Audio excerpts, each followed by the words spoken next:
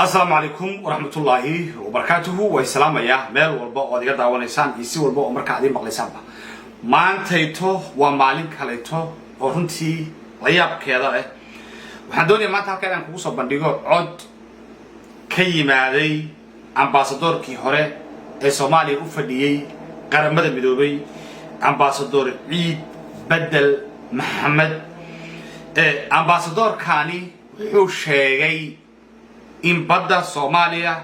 heshiiskii loogu saxiixay oo heshiiskii Somaliland iyo Ethiopia ee damaaciga badda Soomaaliya la qaataa ahaa ay qayb ka ahayd dawladda federaalka ee Soomaaliya si iyo waliba sidii loo maleegay arrintaasi ayuu ninka odayga ah uu maanta banaanka keenay waxaan marar badan ku celcelinay anigu ku celceliyay inuu xasan qayb ka yahay asaga iyo kuwa ku hareeraysan ee cali balcad ka mid yahay inay badda Soomaaliya ayagu Ethiopia u gacan galiyeen waxa la sheegayaan ay qiiro jabaan tahay milyan time baan ku celceliyay ambassador Ciid wuxuu hadda ka mid yahay guddiga difaaca madax banaanida Soomaaliya oo uu Xasan Sheekh Maxamuud magacaabay oo arrimahan badda iyo ka hor la magacaabay mar walba oo xukuumad cusub ay timaado waxa la sameeyaa guddiga difaaca madax banaanida waxa laga talageliyaa waxa la weydiiyaa meelaha masiirka dalku uu yaalo oo leeyahay taladooda laga maarmo guddigaasi marka sare ee difaaca madax banaanida Soomaaliya ayuu ambassador Ciid ka mid yahay marka waa nin weyn oo insider ah oo xil weyn haya xil weyn soo qabtay waxa uu ka hadlayana garanaya arrin maskaxdiina ka weynna uu sheegaya wuxuuna go'aansaday message-kaas waa message public ah in ummadda la wadaago una sheegay in badii Soomaaliya in gacanta laga bixiyo oo qayb ka ah Xasan Sheekh Maxamuud iyo dawladdiisu waa war weyn runtii markay soo fiirno balaynu dhageysano hadalka ambassadorka iyo sida uu ku bilaabanayo iyo sida uu yahay soo dhawaad balageysta السلام عليكم ورحمة الله وبركاته dadka Soomaaliyeed meel walba ay joogaan waxay ga guddoontaan salaan waa aniga danjire Ciid Bedel Maxamed danjirihii hore ee fadhiyay Soomaaliya qaramada midoobay ahna xubin ka tirsan guddiga difaacidda madax banaanida Soomaaliya walaal waxaan rabaa inaan warbixin yar iyo jawaab idin ka siiyo hadal uu xalay Cabdi Caynti ka sheegay Twitter Space-ka laba arrin baan rabaa inaan marka idin kaga warramo arrin waa jawaabta hadalkii uu xalay yiri arrin waa arrin xaqiiqo ah sida wax u jireen oo kooban si guudna waxaan soo bandhigi doonaa lana sheergareyn doonaa saxaafadda iyo public markii loo baahno cadeymo labada qaybood qaybta koowaad Caynti wuxuu yiri guddiga waan ka saarnay Ciid Bedel ambassador Ciid Bedel horta guddigan waa guddi madaxweynuhu magacaabay January uu magacaabay madaxtooyada hoos yimaada 28 January waxaan soo ka yeeray Zoom meeting wasiirka madaxtooyada Cali Balcad waan kulanay waana iska wareysanay intii January ilaa hadda 5 bilood sida wuxuu jireen khilaafaadka meeshu ka bilowday sida loo maamulay maamul xumadii meesha ka dhacday si guud baan uga wada hadli doonaa xilli kale laakiin labada qodob aan rabaa inaan idin sheego inuu guddigan guddi madax banaan yahay madaxweyne magacaabay dekreeto madaxweyne ku soo baxday qof ka saari karaana uu si jirin Cayntana uusan qof ka saari karin qofna ku dari karin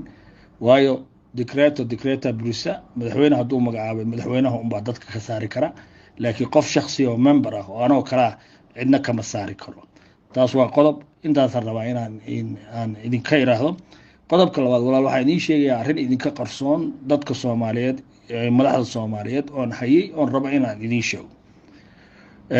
walaalayaal waxaan rabaa inaan idin sheego arrimahan badda intayna bilaaban sanadkii hore June 2023 dawladda Ethiopia waxay diyaarisay shir looga hadlayo Red Sea waxayna u yeertay dawladaha Horn Africa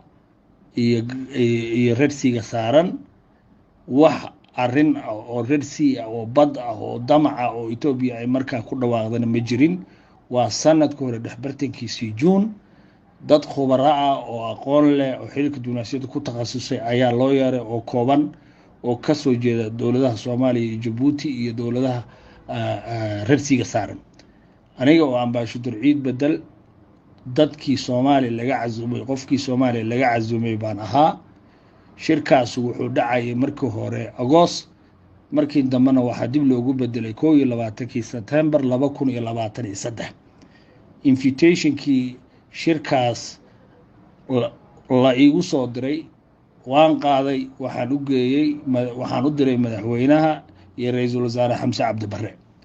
waan la sheer gareeyay waan kala hadlay arrimaha Red Sea iyo Horn Africa iyo wixii soo socda iyo inay invitation iga timid xarun diblomaasiyadda xiriirka caalamiga ah sabab ku taala la iguna cazumi madaxdii markay tashteen waa igu soo noqdeen waxay ugu yiraahdeen ambassador waana xushmeysay sharafa leedahay waa lagu sharfay waa lagu yeer invitation lagu sameeyay sida awgeed waxaan ka codsanaynaa inaad shirka ka qayb galin oo aad ka joogto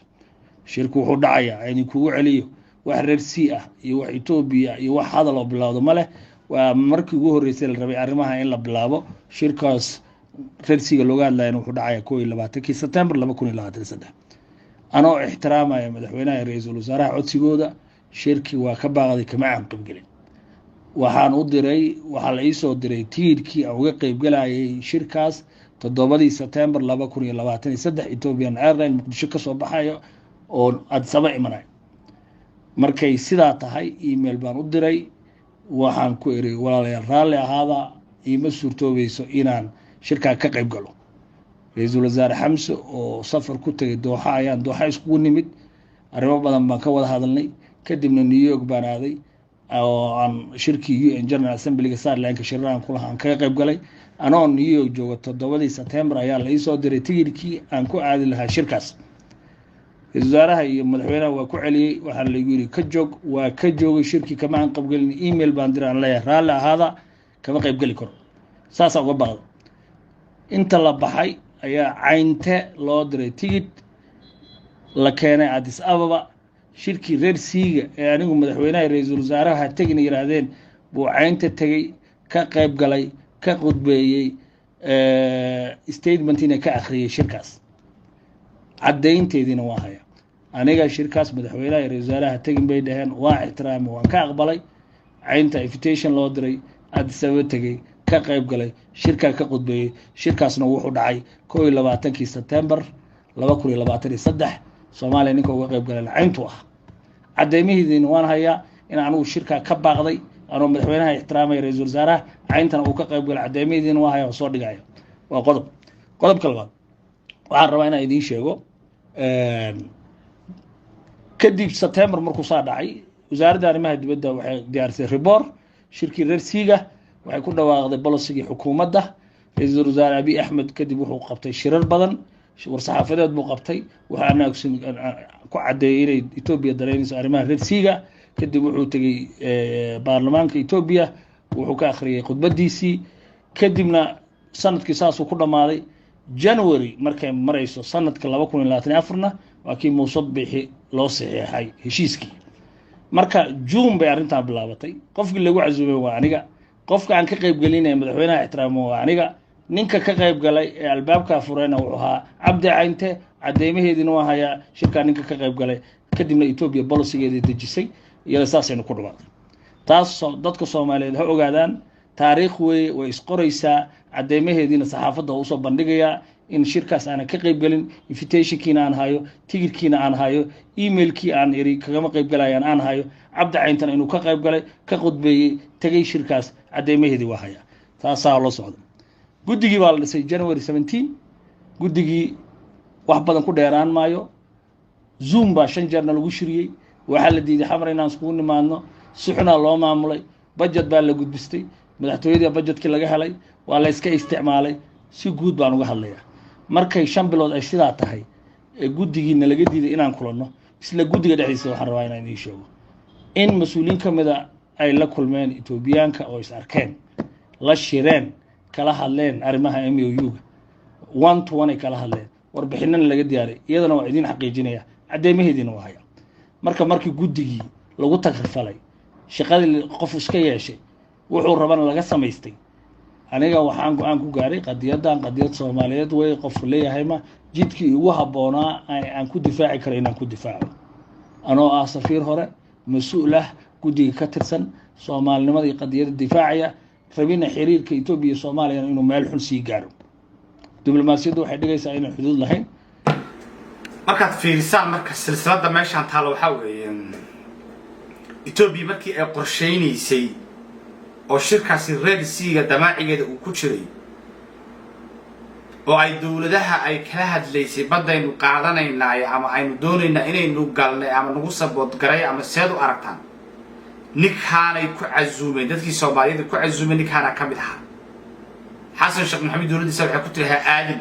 ka bacdin ayaga qof u dirsaday way macno ayaga meesha tagay oo caynta loo dirsaday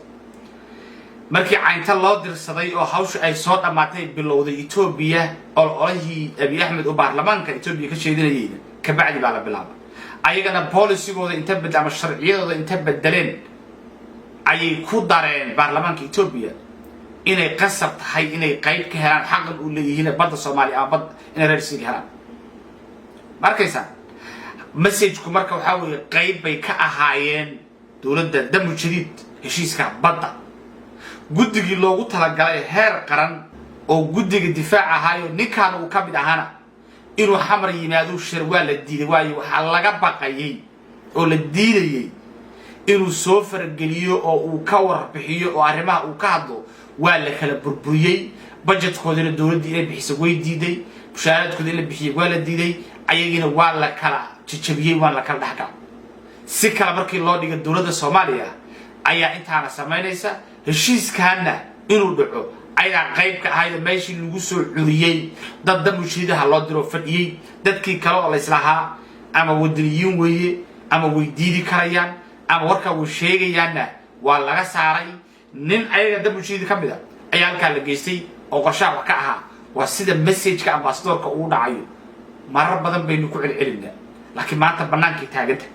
hadiiba guddigii difaaca qaran ay halka marayaan waxaad moodaa marka dadkii kaleeto waa maxay aragtidiina sideed u aragtaan tuunka hore muu qabteen fadlan muuqaalkan isgaarsiiya intaad isgaarsiin karaysaanba aad baan idin salaamayaa meel walbo joogtaan iyo si walbo idin maqlaysaan